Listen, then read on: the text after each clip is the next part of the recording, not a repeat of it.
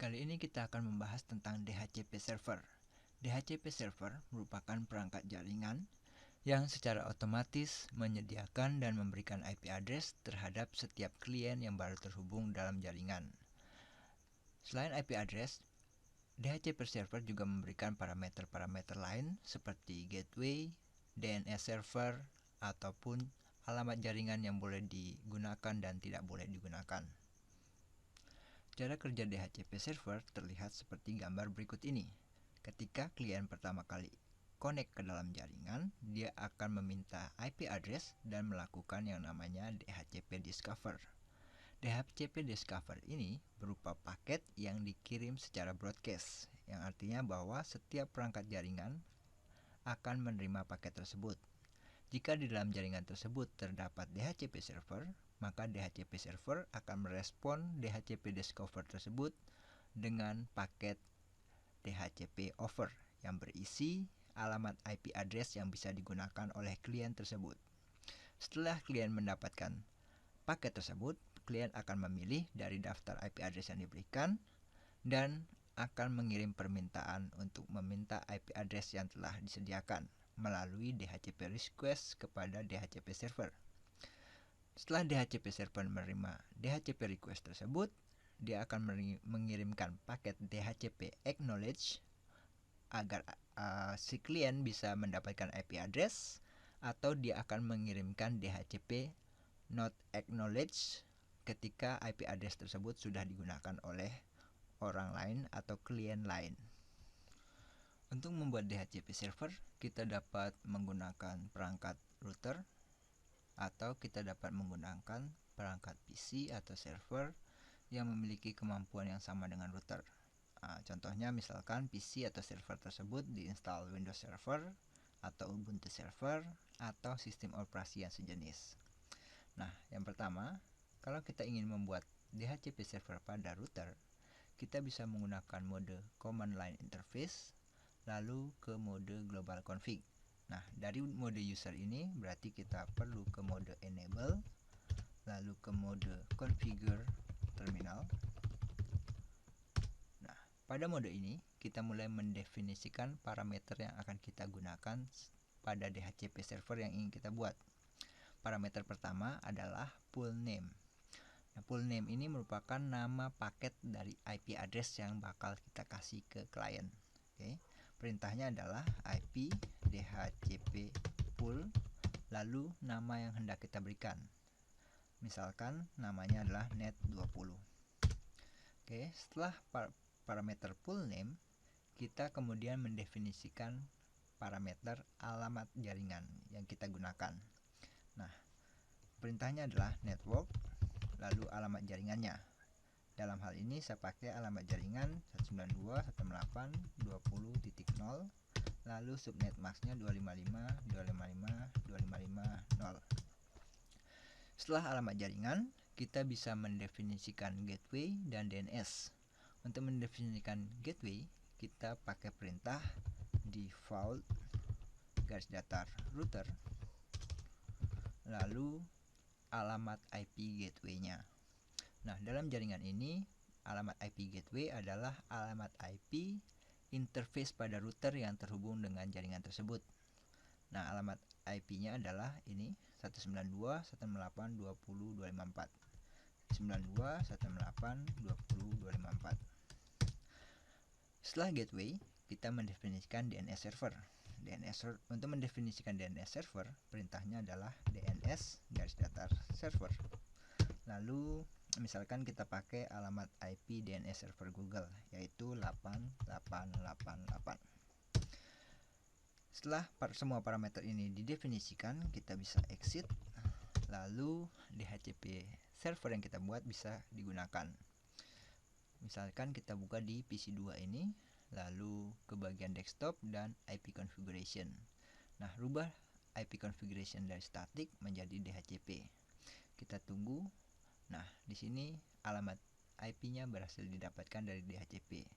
Alamat IP yang didapatkan adalah 192.168.20.1, lalu subnet masknya adalah 255.255.255.0. Default gateway-nya sama seperti tadi, 20.254, dan DNS servernya adalah 888. Nah, untuk PC3 juga seperti itu, tinggal berubah dari statik menjadi DHCP. Nanti dia akan mendapatkan alamat IP, subnet, gateway, dan DNS yang sesuai. Demikian juga kalau misalnya ada klien baru yang terhubung, nanti dia akan langsung mendapatkan alamat IP yang sesuai.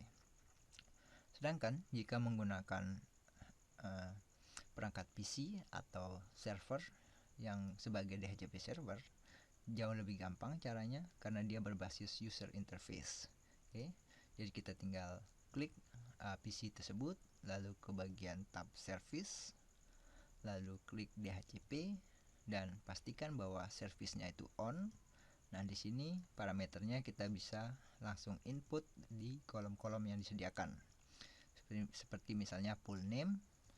Nah, untuk jaringan ini misalkan saya mau pool name-nya adalah net 30. Lalu gateway-nya adalah alamat IP interface yang terhubung dengan jaringan tersebut. Misalkan ini di 192.168.30, kemudian 254.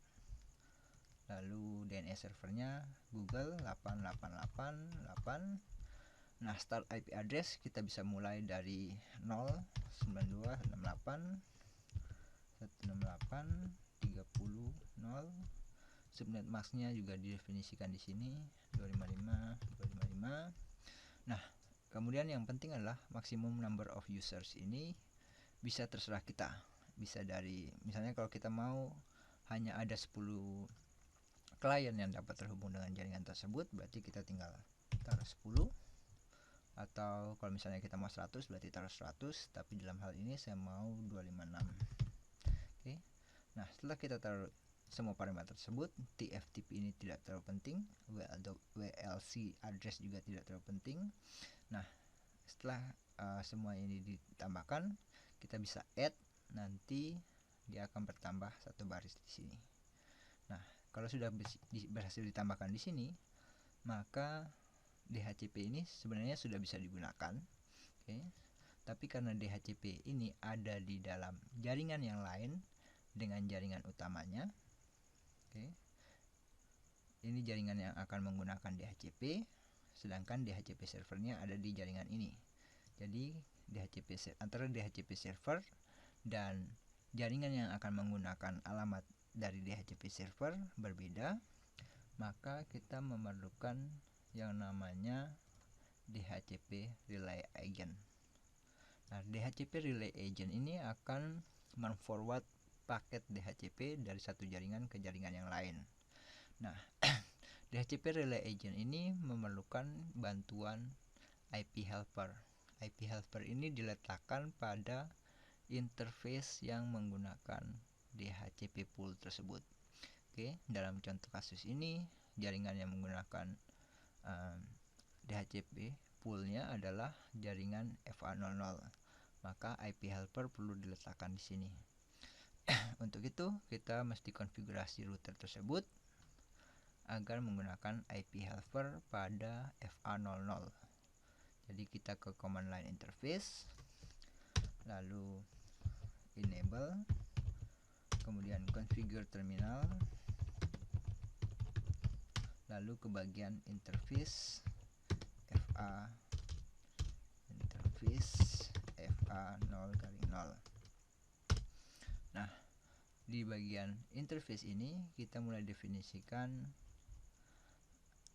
IP helpernya. Perintahnya adalah IP helper garis datar address. Alamat yang kita masukkan adalah alamat IP dari DHCP servernya. Dalam contoh ini alamat IP-nya adalah 10.0.0.2. Jadi kita masukkan 10.0.0.2. Nah, kalau sudah seperti ini, DHCP server ini bisa digunakan oleh jaringan di luar jaringan DHCP server tersebut.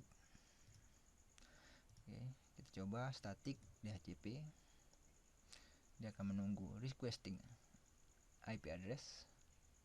Kalau seperti ini berarti dia belum berhasil mendapatkan IP address. Kita bisa coba lagi.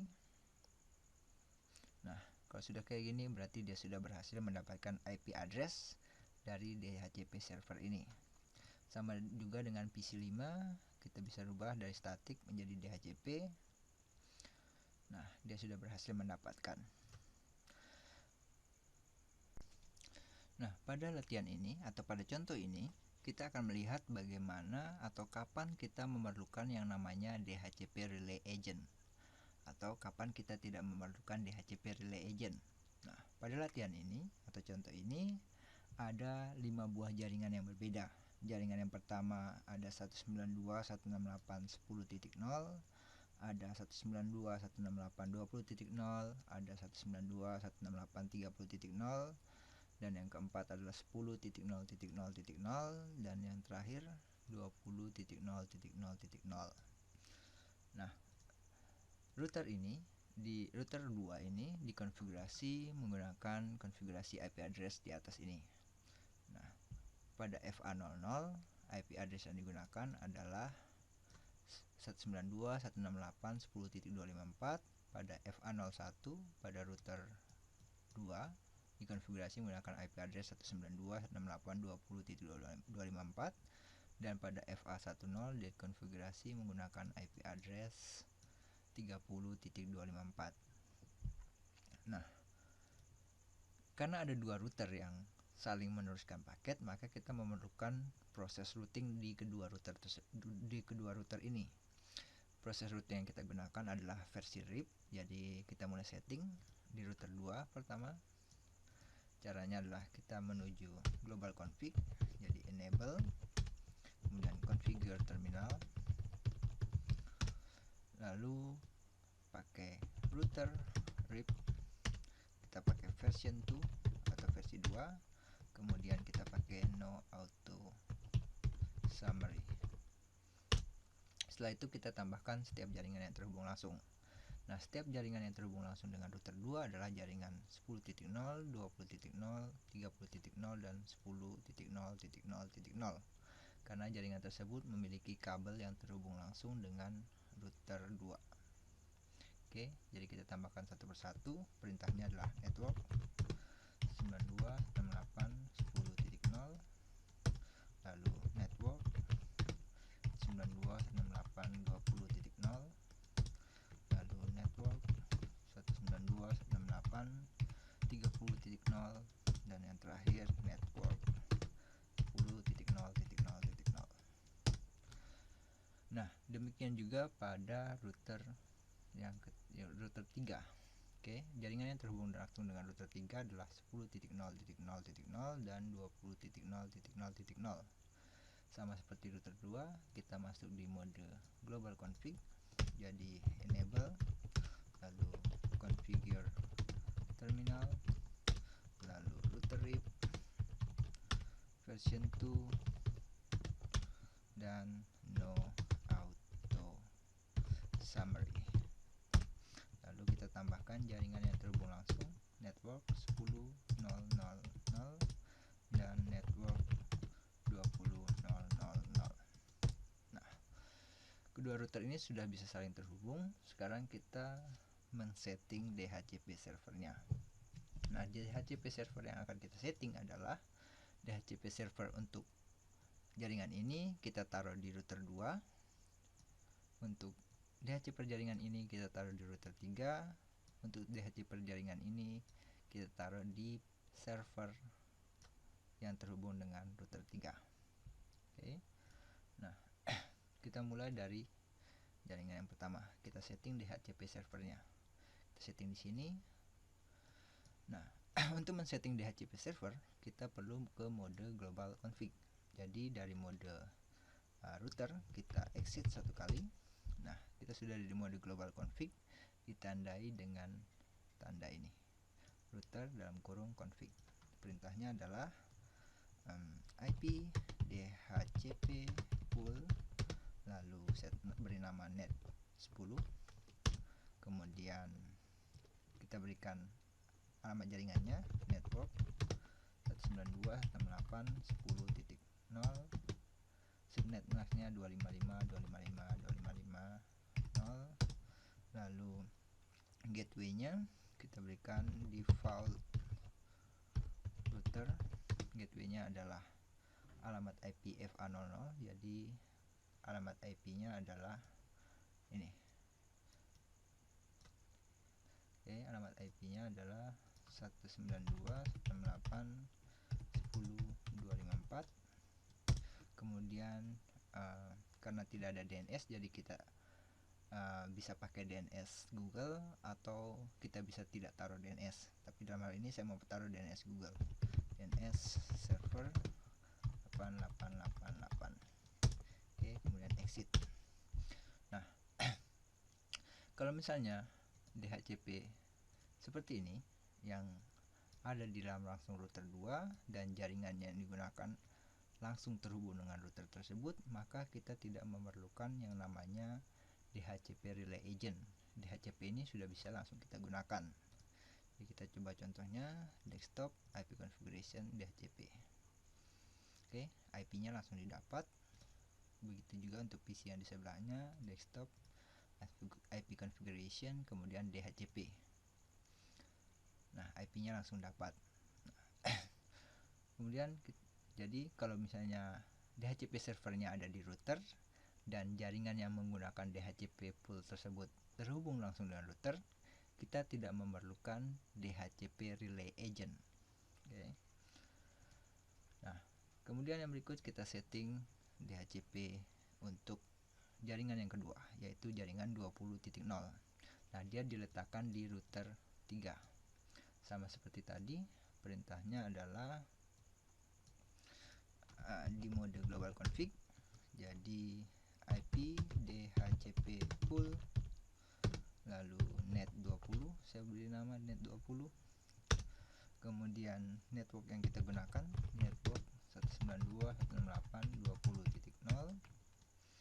kemudian subnet maxnya 255.255.255.0. kemudian gateway yang kita berikan adalah default garis datar gateway, lalu gateway-nya adalah 192.168.20.254.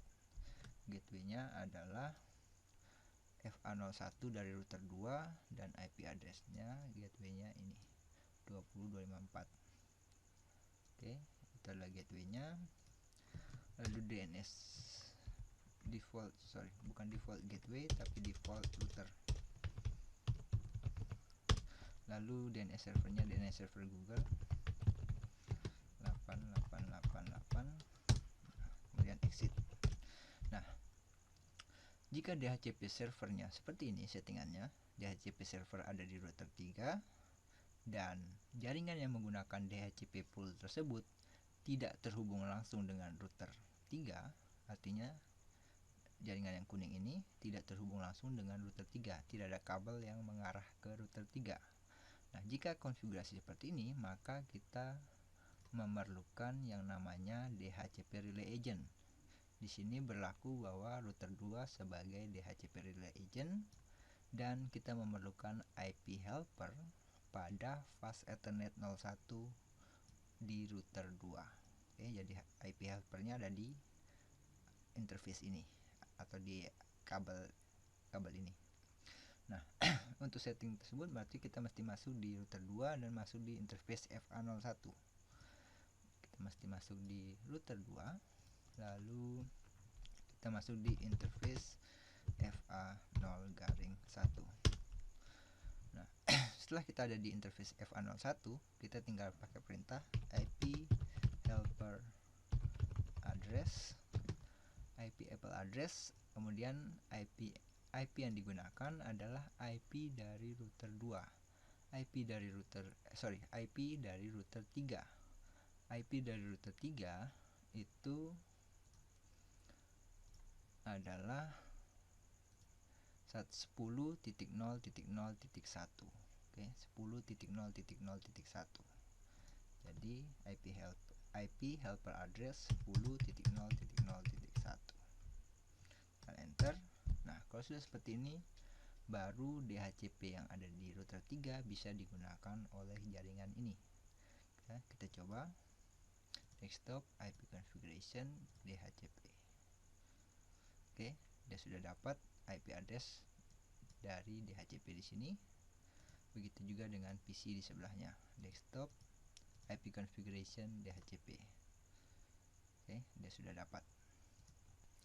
Nah, jadi kita memerlukan DHCP relay agent kalau jaringan yang kita berikan DHCP itu tidak berada langsung di router yang terhubung langsung dengan jaringan tersebut, atau dengan kata lain DHCP servernya berada di jaringan yang berbeda dengan jaringan yang menggunakan DHCP tersebut. Nah, yang selanjutnya dan terakhir, kita akan men-setting DHCP server untuk jaringan yang ini, dan kita setting di PC server ini.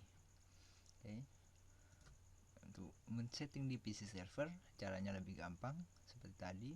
Tinggal klik PC servernya, lalu ke bagian service dan DHCP, lalu kita tinggal tambahkan, pastikan servicenya on, tambahkan full name net 30, lalu gateway-nya adalah 192.168.30.254, DNS servernya 8888, start IP address-nya 192.168.168.30.0, dan subnet mask-nya 255.255.255.0.